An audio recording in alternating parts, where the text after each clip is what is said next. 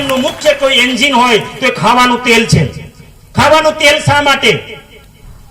તો આ તેલ આપણે એટલા માટે ખાઈએ છીએ કે આપણા શરીરની અંદર તમે ખોલશો તો સીધા 4 ભાગ જોવા મળશે, 4 વસ્તુઓ જોવા મળશે। ખોલશો એટલે માંસ મળશે, ચરબી મળશે, હાડકા મળશે, પાણી મળશે, હવા પણ હોય છે પણ દેખાતી નથી। તો ચરબી જે છે આપણા શરીરમાં પુરુષોને એવરેજ 20% ની આજુબાજુ હોવી જોઈએ, મહિલાઓને 20-22% હોવી જોઈએ। એ ચરબી આપણને ફેટમાંથી મળે છે, તેલમાંથી મળે છે, અને એ ફેટી એસિડ હોય છે તેલમાં, એટલે આપણે તેલ ખાવાનું હોય છે।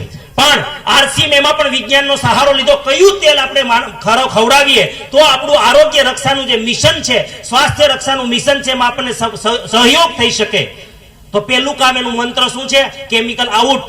તો આરસીએમે પહેલું જ પસંદ કર્યું ફિઝિકલી રિફાઇન, કે જેમાં તેજાબ વાપરવામાં ન આવે, કોસ્ટિક સોડા વાપરવામાં ન આવે, અને પેટ્રોલ વાપરવામાં ન આવે।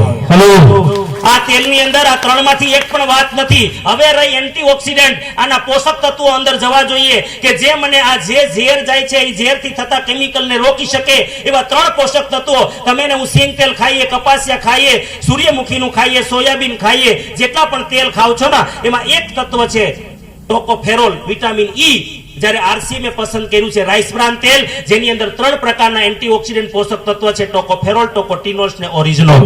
આ 3 પ્રકારના પોષક તત્વો, એક તો કેમિકલ આઉટ, પોષક તત્વો ઇન।